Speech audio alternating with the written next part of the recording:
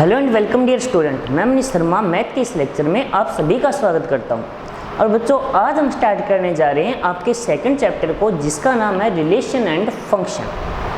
ठीक है बच्चों, जो चैप्टर नंबर सेकंड है, जो आपकी जो मैथ है उसका बेसिक मान सकते हो। जो आगे की अब हाई स्टैंडर्ड की जो आपकी मैथ रहेगी 11th 12th या आगे तक की, उन सब का जो बेसिक है बच्चों वो है रिलेशन एंड फंक्शन। यानी कंप्लीट जो मैथ आपकी वो रिलेशन एंड फंक्शन के ऊपर ही घूमेगी अब आगे की। ठीक है, तो इसलिए बच्चों आज हम इस चैप्टर को स्टार्ट करेंगे। और एक बात याद रखना, इसको बेसिकली समझना बच्चों सबसे ज़्यादा ज़रूरी है कि ये मेरी नज़र में आपका सबसे इम्पोर्टेंट चैप्टर है। क्यों है? क्योंकि जैसे जैसे हम आगे बढ़ेंगे आपको एक बात समझ आती जाएगी, इसकी इंपॉर्टेंस क्या क्या होगी और कहाँ होगी। ठीक है, तो आइए स्टार्ट करते हैं। सबसे पहले टॉपिक लेते हैं हम ऑर्डर्ड पेयर, या जिसे आप हिंदी में कहते हो क्रमित युग्म। ठीक है, ऑर्डर पेयर या क्रमित युग्म क्या है? तो बच्चों इसको समझने के लिए पहले हम एक सेट लिखते हैं। जैसे देखिए, मान लीजिए बच्चों जैसे ये एक सेट है ए बी सी। ठीक है, कितने एलिमेंट है बच्चों इसके अंदर? 3। अब मान लीजिए यदि मैं इस सेट को ऐसे लिख दूं या ऐसे लिख दूं, तो क्या ये सेट चेंज हो जाएगा? बच्चों क्या ये सेट चेंज हो जाएगा क्या? तो आपका जवाब ये होना चाहिए कि सर इससे सेट पर कोई भी इफेक्ट नहीं पड़ेगा। ठीक है, तो यहाँ से बच्चों हमने अभी तक एक बात पढ़ी थी सेट के अंदर कि यदि किसी सेट में जो एलिमेंट है, जो अवयव है, उनके ऑर्डर को चेंज कर दिया जाए, यानी क्रम को आगे पीछे कर दिया जाए। जैसे इसमें मैंने क्या किया, इनका ऑर्डर चेंज कर दिया, इनका क्रम बदल दिया, तो क्या सेट पे कोई इफेक्ट पड़ा? नहीं पड़ा। ठीक है, लेकिन बच्चों यदि कोई ऐसा सेट हो मेरे पास जिसके यदि एलिमेंट का ऑर्डर चेंज करने पर, जैसे फॉर एग्जांपल मैं ये लिख रहा हूँ 1 2 3, मान लीजिए बच्चों ये आपके पास एक सेट है। ठीक है, अब यदि इनको चेंज करने पर सेट बदल जाए, सेट चेंज हो जाए, कहने का अर्थ ये हो गया कि यदि किसी सेट में जो एलिमेंट यानी उसके अवयव हैं उनके ऑर्डर की इम्पोर्टेंस हो, यानी उनके क्रम का महत्व हो, तो उस सेट को बच्चों हम क्या बोलते हैं? ऑर्डर्ड सेट, या हिंदी में आप कह सकते हो क्रमित समुच्चय। बस समझ आई? तो सबसे पहले बच्चों मैंने आपको क्या डेफिनेशन बताई है? ऑर्डर्ड सेट यानी क्रमित समुच्चय क्या होता है, उसकी डेफिनेशन में बच्चों हम सबसे पहले आए हैं। क्या डेफिनेशन है? आराम से सुनिए और समझिए कि देखो सेट के अंदर बच्चों हमने स्पेशली नोट रखी, ये बात मैंने आपको बताई थी कि जो सेट होता है उसके अंदर ऑर्डर की कोई इंपॉर्टेंस नहीं होती, यानी अवयवों के क्रम का महत्व नहीं होता। परंतु यदि किसी सेट के अंदर अवयवों के क्रम का महत्व हो, यानी उसके ऑर्डर की इम्पोर्टेंस हो, जैसे यहाँ पर यदि मैंने ABC को BCA लिखा, कोई फर्क नहीं है। जैसे फॉर एग्जांपल ये हम जो नाम लेते हैं आपकी सब्जेक्ट का, जैसे मान लीजिए वर्ड लिखा मैंने रिलेशन, यदि इसमें मैं जैसे कुछ ऐसा कर दूँ, L और R को आपस में चेंज कर दूं, तो नाम एक ही हुआ या अलग अलग? तो नाम बच्चों यहाँ पे चेंज हो गया, उस नाम का अर्थ मतलब बदल गया, अर्थ जो है, मीनिंग जो है वो चेंज हो गया। रिलेशन एंड रिलेशन दो अलग अलग वर्ड होते हैं, आप जानते हो। तो बच्चों यदि, यानी यही तो बात समझनी कि मान लीजिए कि यदि किसी सेट के अंदर अवयव जो हैं, यानी उसके जो एलिमेंट है उनके क्रम का महत्व हो, यानी जो उनके ऑर्डर की इम्पोर्टेंस हो, तो उस सेट को हम क्या कहते हैं बच्चों? ऑर्डर्ड सेट, या जिसे आप हिंदी में क्या कहते हो? क्रमित समुच्चय। तो बताइए बच्चों, इतनी बात समझ आ गई होगी कि ऑर्डर्ड सेट यानी क्रमित समुच्चय क्या होता है। क्लियर हुई डेफिनेशन?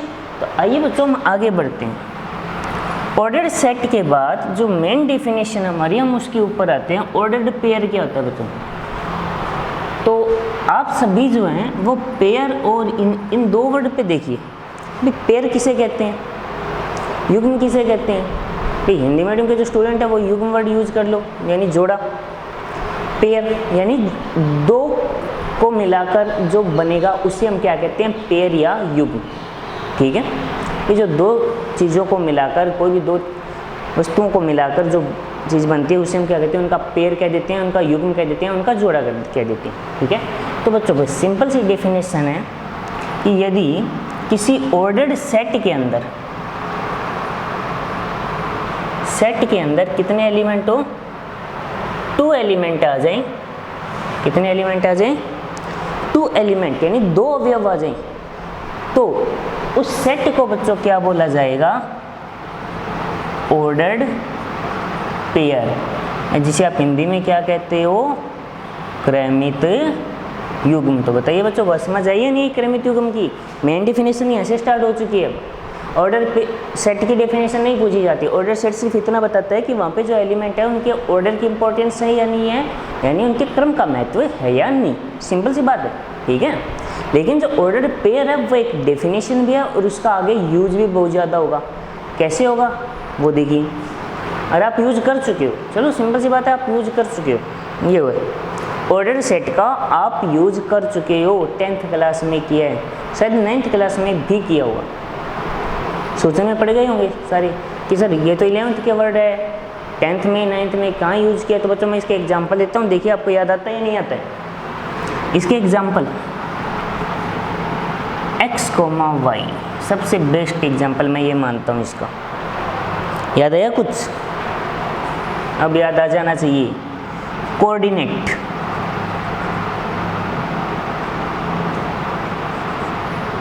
या जिसे आप क्या कहते हो, निर्देशांक। किया है बच्चों, नहीं किया? निर्देशांकों का तो इस्तेमाल किया होगा ज्योमेट्री के अंदर, 2D ज्योमेट्री, निर्देशांक ज्यामिति के अंदर आपने सभी ने बहुत अच्छी तरीके से इनके बारे में पढ़ा है। तो बच्चों इसे ही ऑर्डर्ड पेयर यानी क्रमित युग्म बोला जाता है। अब बताइए बात समझ आई या नहीं आई?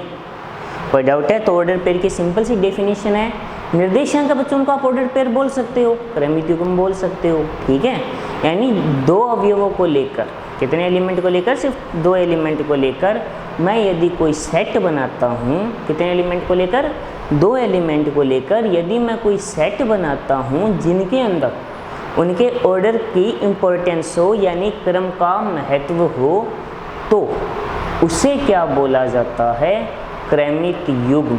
उसे बच्चों क्या बोला जाता है, क्रमित युग्म। अब बताइए बच्चों बात समझ आई या नहीं आई? कोई डाउट है? रिपीट कर रहा हूँ, जिनको लिखना हो वो लिख भी सकते हैं कि यदि किसी सेट के, पहले हिंदी में बोल रहा हूँ, यदि किसी सेट के अंदर 2 अवयवों के सेट के अंदर अवयवों के क्रम का महत्व हो तो उसे क्रमित युग्म बोला जाता है। या आप ये भी बोल सकते हो कि इस कोई सेट जिसके अंदर 2 एलिमेंट हैं, यदि उनके ऑर्डर की इम्पोर्टेंस हो, उनके ऑर्डर की इम्पोर्टेंस हो तो उसे ऑर्डर्ड पेयर बोला जाता है। सबसे अच्छा एग्जांपल होता है इसका कोऑर्डिनेट यानी निर्देशांक। अब बच्चों अगर आपको याद होगा 2,3 और 3,2 बात एक ही है या अलग अलग है? बात एक ही है या अलग अलग है? तो आपका जवाब होना चाहिए कि सर ये दोनों बातें तो अलग अलग है, क्योंकि जैसे मान लो हम ग्राफ बनाते हैं, आपने बेटा छोटी क्लासों में ग्राफ बनाया होगा, 2,3 तो ये पॉइंट होगा, 3,2 ये पॉइंट आ गया, 2,3 ये पॉइंट आ गया, ये तो आ गया 3,2 और ये आ गया 2,3। तो अब देखिए क्या दोनों पॉइंट की पोजीशन एक जैसी है या अलग अलग है? दोनों जो पॉइंट है उनकी जो पोजीशन है 2D के अंदर क्या वो एक जैसी है? तो जवाब होना चाहिए कि सर ये तो एक जैसी नहीं है, अलग अलग जगह है। अलग अलग जगह है तो बच्चों क्वेश्चन क्लियर हो जाना चाहिए, यानी जो टॉपिक है वो समझ आ जाना चाहिए कि ऑर्डर चेंज कर दिया, 2, 3 को मैंने 3, 2 लिखते ही पॉइंट की पोजीशन बदल गई, यानी इनके ऑर्डर से को बदलने पर पोजीशन चेंज हो गई, यानी सेट भी चेंज हो जाएगा। तो बताइए बच्चों अब ऑर्डर पेयर का बेसिकली मीनिंग समझ आया या नहीं आया? बेसिकली मीनिंग समझ आ गया होगा। तो ऑर्डर पेयर, हाँ लेकिन एक बात तो यहाँ पे आप ऑर्डर पेयर को कर्ली ब्रैकेट में नहीं लिखोगी, इसको स्मॉल ब्रैकेट में ही लिखा जाएगा। बात समझ आई? याद रखना स्टूडेंट्स भी। ये ऑर्डर पेयर को करली ब्रैकेट यानी जो मंझला कोष्ठक जिसे आप कहते हो उसके अंदर नहीं लिखा जाएगा, इस ब्रैकेट के अंदर लिखा जाएगा, स्मॉल ब्रैकेट के अंदर, जिसमें आप इंटरवल को लिखते हो।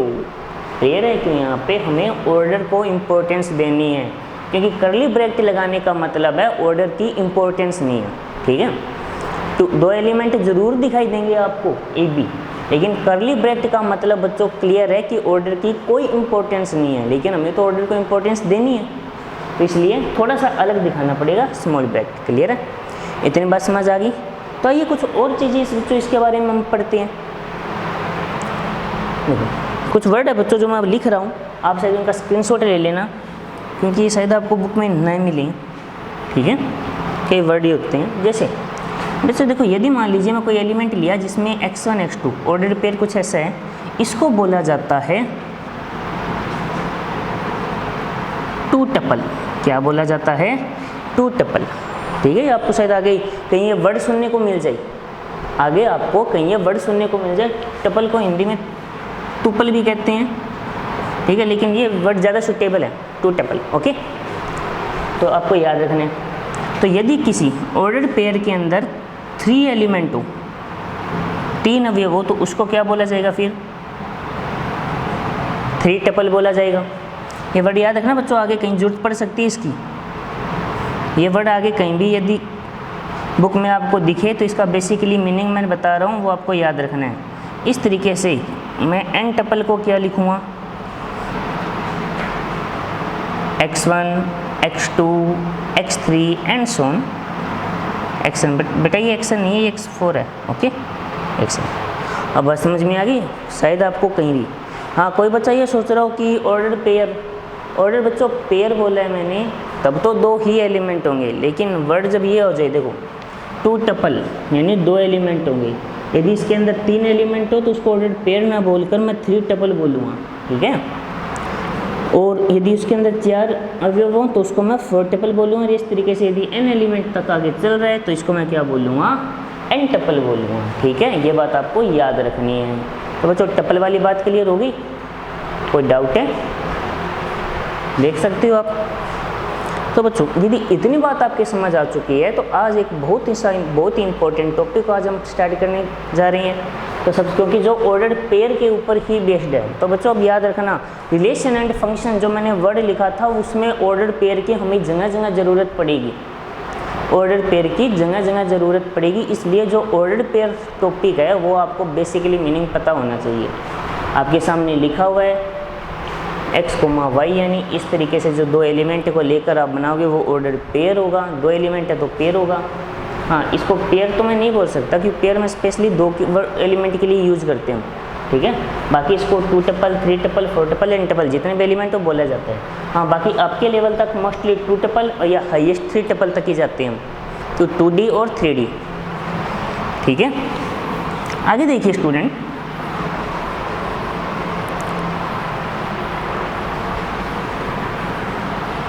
आगे हम एक बहुत ही अच्छा टॉपिक आज लिखने पढ़ने जा रहे हैं जो आगे बहुत काम का होगा, कार्टेशियन प्रोडक्ट, या इसको बच्चों 2 तरीके से मैं बोल सकता हूँ, कार्तीय या क्रमित गुणन।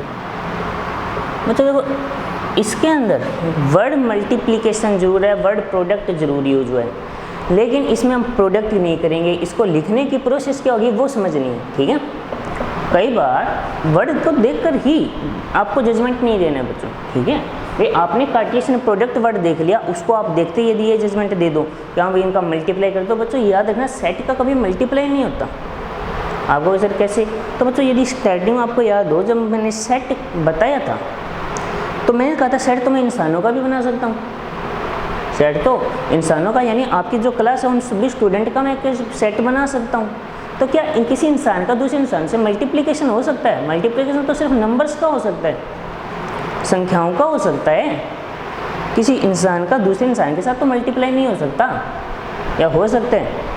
जैसे रूम में जो फर्नीचर होता है उनका मैं सेट बना लूँ तो क्या एक टेबल को मैं चेयर से मल्टीप्लाई कर सकता हूँ?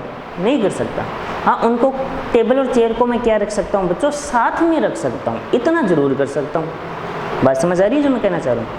जैसे बच्चों आप ये समझिए, जैसे फर्नीचर में जैसे मान लीजिए ये बुक्स हैं अलग अलग तरीके की, किसी व्यक्ति के द्वारा लिखी गई 4 तरीके की मैंने बुक ले ली, ठीक है, बुक्स जिनको मैंने नाम दे दिया ABCD, और ये कोई 4 पर्सन है PQRS, 4 व्यक्ति हैं, 4 पर्सन है जो आपके पास अलग अलग हैं।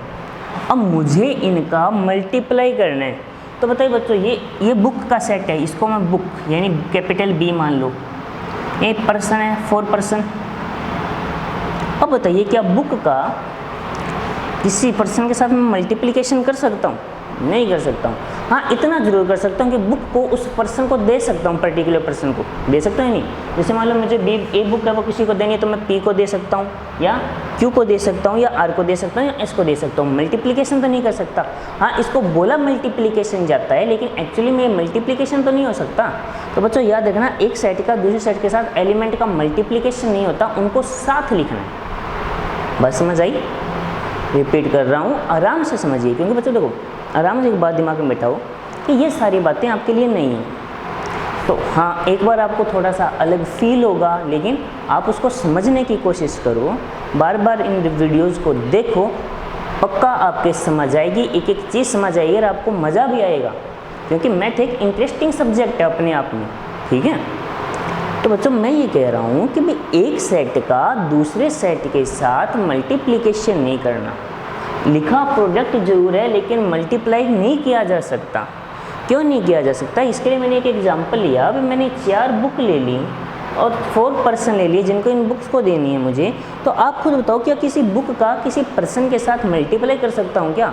यदि मान लो बुक का पर्सन के साथ मल्टीप्लाई किया तो बुक 2 या 3 या 4 हो जाएंगी, या पर्सन की क्वांटिटी चेंज हो जाएगी, वो तो पॉसिबल नहीं है। हाँ ये ज़रूर होगा कि मैं बुक को पर्सन के पास रख दूँ, भाई उसको दे दूँ वो अपने पास रख ले। तो कहने का अर्थ हो गया कि उन दोनों को साथ रखना है, नहीं कि मल्टीप्लाई। ठीक है बच्चों, तो आइए इसकी मैं पहले डेफिनेशन लिखता हूँ, हिंदी में लिख रहा हूँ, इंग्लिश में भी बता दूँगा, इसको समझना, ठीक है। 2 समुच्चयों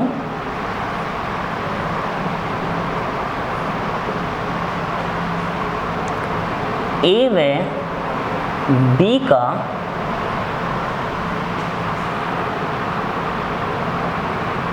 कार्तीय गुणन